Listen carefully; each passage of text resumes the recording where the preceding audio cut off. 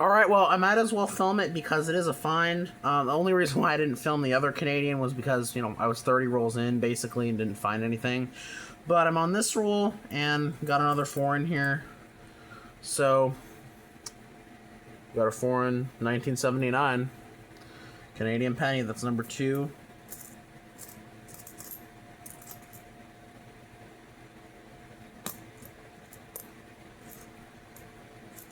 I'm just checking to see if we have anything else. I don't see anything. Alright, let's keep searching. Alright, well, it looks like we're not going to be completely skunked because I'm in the very next roll and I see a wheat penny and a Canadian penny. So, I see a couple other potentially interesting things. So, yeah, it's sad. I really intended for this to be a penny hunt. 64. I really had hoped that this would have been a penny hunt, but... Oh, and there's a dime as well. A dime, so... Dime there. Only other things I pulled out, by the way, I forgot to share this. A couple decent 2009s. This one isn't so great, but it's nice enough that, I'll keep them. So, the Canadian penny, 1981, 79, 81, and 82 now. And then, let's see what this is. Looks pretty good, so I'd assume 50s. Yep, 1954, out of Denver. So, even though this won't end up being a penny hunt, it's nice that I'm going to end up doing a mixed hunt with some pennies. So, alright, and yeah, I will say, I don't know what gives. I don't know what gives with these coins. None of them were marked. None of them had any indication of being searched, but, I mean, there's two things. I mean, not necessarily all coin roll hunters mark their coins. A lot of coin roll hunters probably don't even bother. Or they could just be someone's pennies that just don't have many wheat pennies in them. So, probably one of two things. So, I mean, either way, it's pennies to hunt, so I'm not gonna complain. But, yeah, it's in one of these rolls. I only have a couple more of those, and then I have more of these dreaded ones. I've already been through, 15 of these, so... But, if we can't get more Wheaties, I'll take Canadian pennies. Trying to fill up another roll of them anyway. Alright, I have 13 rolls left to go, and I got another Canadian penny, our oldest so far, 1974. Alright, let's keep searching. Alright, so, I finished the rest of the pennies, and, I did not get any other finds, so, only one wheat penny, but, as I said, I am gonna turn this into a mixed hunt, and, yeah, I have all of it here. We actually do have some rolls of half dollars this time. Now, I will say that these I got $100 total originally. One of the rolls was an uncirculated roll of 2026 half dollars, which I didn't hold on to because I already have quite a few of them. And the other two or three rolls had Sharpie marks on them, and they were the same type as this. So I just quickly went through the ones that had the marks on them, and I returned the other roll. And I decided to hold on to these because this is an area where I didn't envision me getting a whole lot of coins at the second bank. So I thought, why not keep these this time instead of just hunting them and then returning them just to not get much at the second bank. So I don't know how these are going to pan out. There is one roll that's taped, but I'm not sure if these are from a different batch. I'm not sure if these are from a coin roll hunter that just forgot to mark these or just did not mark them for some reason. But I have not checked any of the edges of those, so I don't know what's in there. I doubt there's anything in there. Mainly for two reasons, because they did come with those other rolls that had a mark, and I don't have a huge amount of success. I haven't had a huge amount of success with rolled half dollars. Actually, most of my half dollar finds in the last couple of years have been in loose.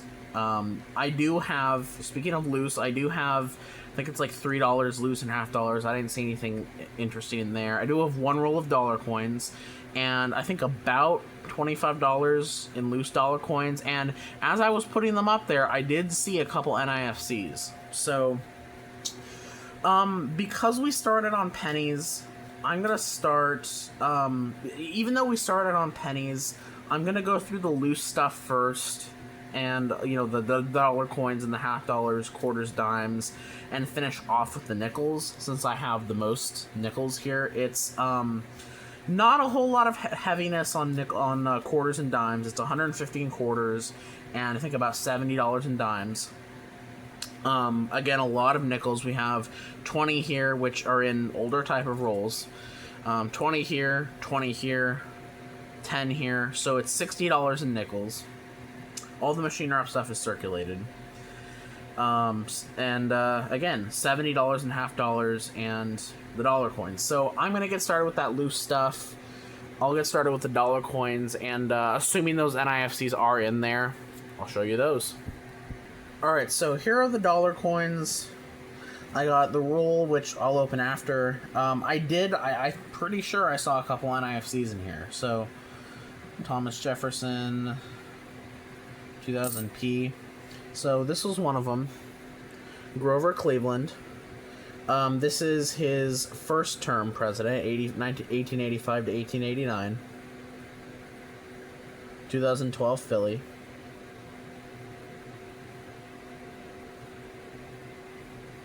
Right there.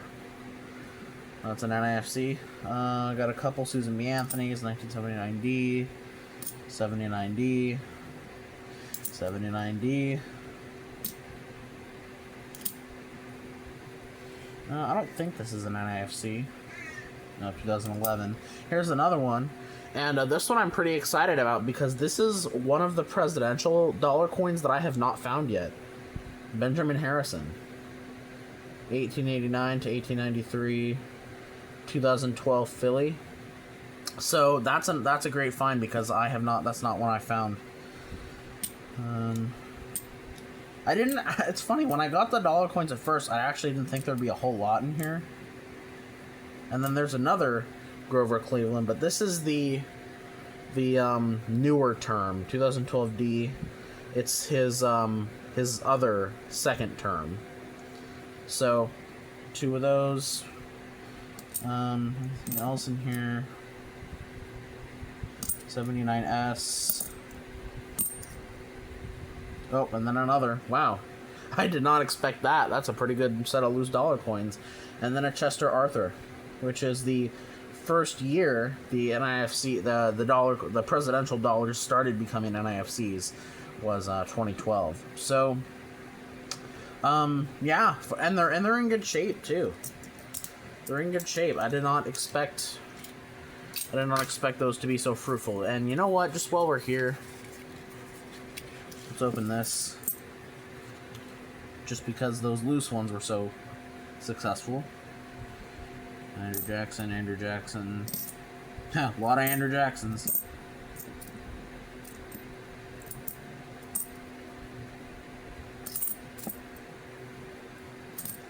John Adams.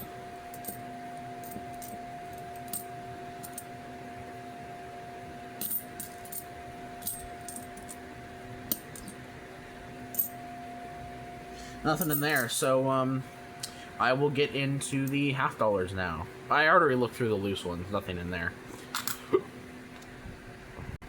Alright, I'm on the last roll of halves, and looks like there's going to be no silver, but I did get an NIFC.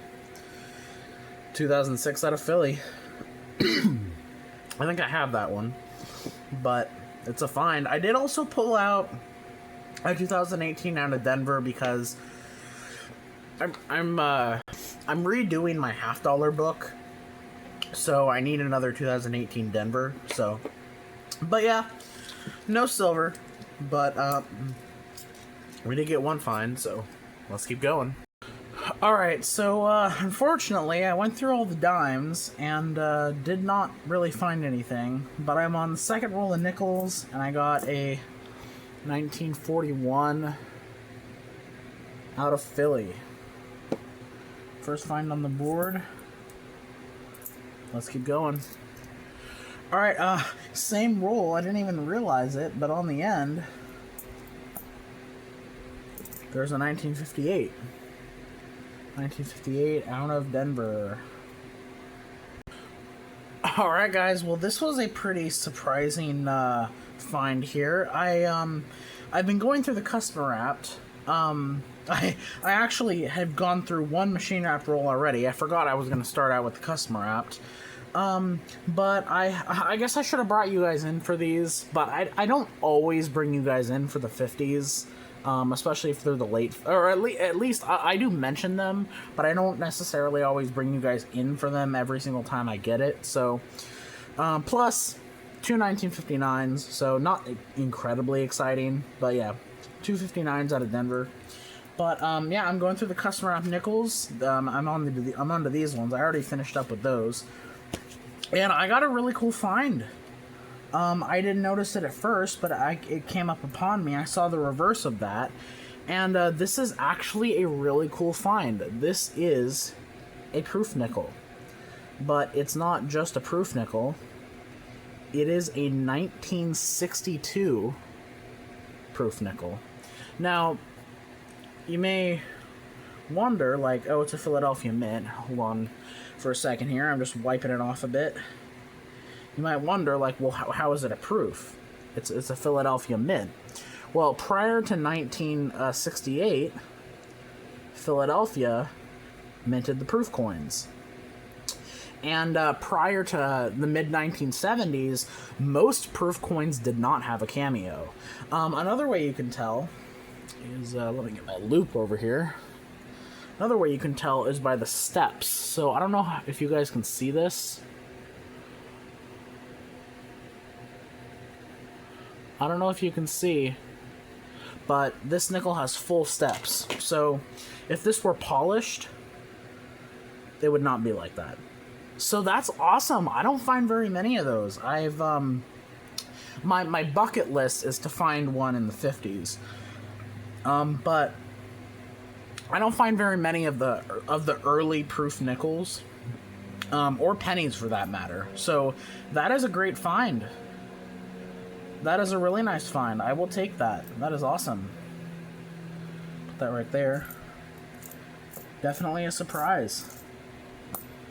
All right, let's keep going. All right, guys. I think maybe either the next roll or a couple rolls later, and I have a foreign coin, and it's not Canadian, which definitely doesn't happen a lot with nickels. I didn't see it by the edge because it is literally the exact same edge as a U.S. nickel. But we got a foreign here. I almost like, I think I almost like finding foreign coins that aren't Canadian as much as I do finding silver. I love it. It's awesome. This is an Ecuadorian coin. Yeah, I think they are in the centavo system. 5 centavos from 2000 from Ecuador. That is awesome. All right, another couple good finds in a row. Not seeing anything major. All right, let's keep going. All right, I'm in another roll, and this one was reverse facing, and I knew it looked old, and it is old. 1946, out of Philly. All right, that is second nickel in the 40s. Let's keep going. All right, next roll, very next roll, we got another 1946 out of Denver. Let's keep going. All right, I have a couple more rolls left. I'm into these ones now, and they haven't actually been that great so far. Last couple of rolls, I got in a couple more 50s. A 57 Denver that I actually found a while back, and I forgot to show you. And then a decent 54 out of Denver. So another in the 50s there to add. But this was actually an ender, and I didn't notice it until I opened the roll. Another 1941. out of San Francisco. And then I also found in this roll a very nice 1960 in very good shape. That's probably going to upgrade the book. 1960 out of Philly. I imagine that's going to upgrade. So, yeah. All right, let's keep going. All right, almost done with the customer app. Almost done with these, and I got a 1947 out of Philly. All right, that's a new year for us. All right, let's keep going. All right, same roll towards the end. 1957 out of Denver. All right, final roll of the customer app. Then I see a Canadian edge here. I will say also, there's been a lot of really nice coins in these rolls, primarily in like the 80s, 90s, and 2000s. I pulled a couple out, so yeah, I think maybe these rolls originally were from like the early 2000s, but 1986 Canadian nickel, so I will take it.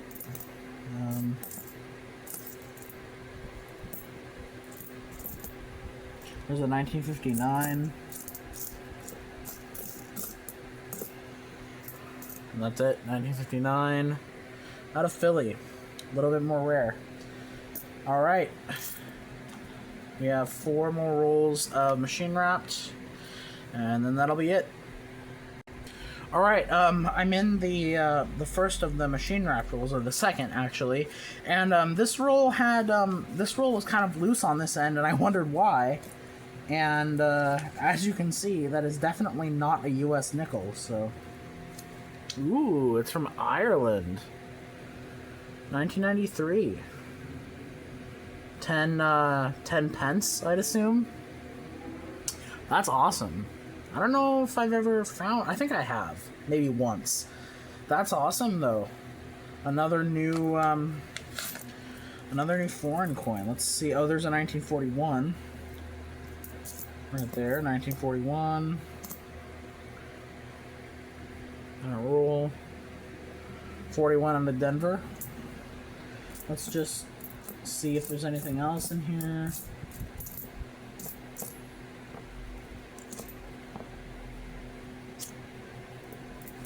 Still looking for more of those 2024s.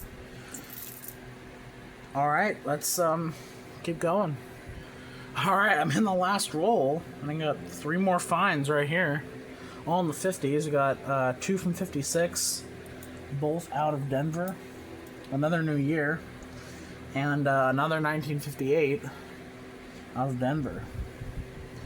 Alright, I think that is it. I think that's everything. And I will get you guys a wrap up. Alright, so we finished all those rolls, and you know, it was a good hunt. I mean, some parts of it weren't great, and obviously those pennies were not very great at all. Actually, this is it's actually my worst ties, my worst batch of customer wrapped pennies. If you mean to call it a penny hunt, this didn't end up becoming a penny hunt, so I'm not going to count this as a penny hunt. I'm going to count this as a mixed hunt. But if you did count it as a $25 penny hunt, I mean, I've only had one other time where I've gotten $25 in pennies in general and gotten only one wheat penny. So it ties my worst box of all time. But as a mixed hunt, it was alright. I mean, it was about as good as I could have expected. I knew the pennies were going to be not so great, and quarters and dimes, you can't ever necessarily expect any finds in those. So with the denominations that did provide, we did really well. Since I was talking about pennies, I guess I'll go through those first. We got those few Canadian pennies right there, and then that 1 wheat penny, 1954 Denver. And then on nickels, we have, I think, 3 or 4 from 1959, one of them being a Philadelphia, 258Ds, 257Ds, 256Ds, a 54D, a 47 Philly, I think it was, 2 from 46, and 3 from 41. And then we got 3 foreign coins from 3 different countries. We got the 1986 Canadian, the 10 pence, I believe, from Ireland, which is a great find, and then the 5 pence, or 5 centavos, actually, from Ecuador. So we did pretty good in the foreign coin department. And then the best find of the hunt, for sure, is this 1962 proof, which I don't find very many of, so I will take it. So yeah, that was a good find. And then the only real find in the half dollars, 2006 Philly NIFC, right there.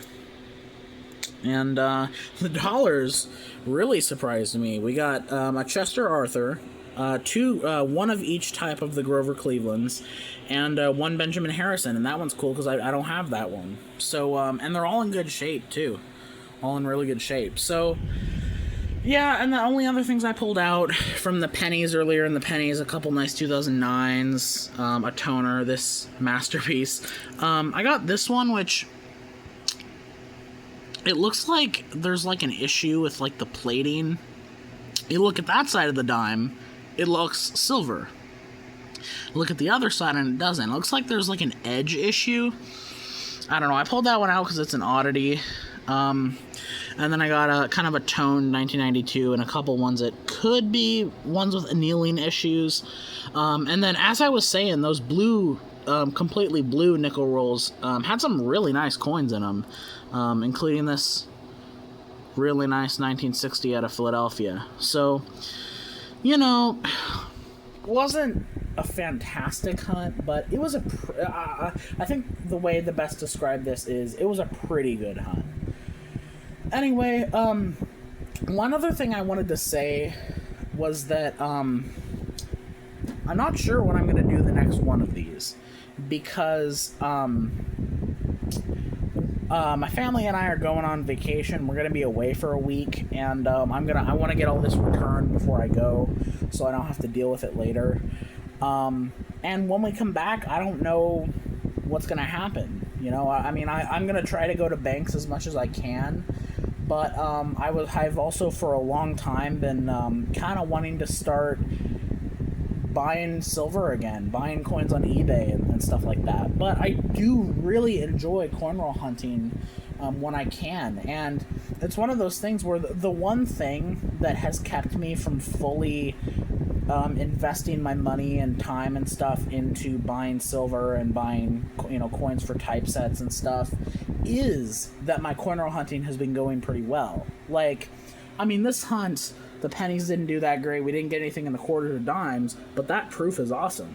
And even in the last hunt, we didn't get anything in any of the, we didn't really get much in the other denominations, but we did get a silver nickel. So that's the thing.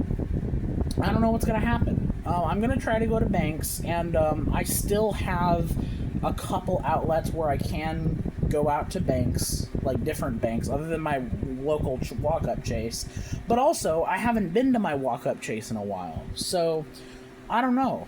I just don't know. I mean, I'm probably going to end up going back to hunting because I really like, coin roll hunting has been going pretty good for me lately.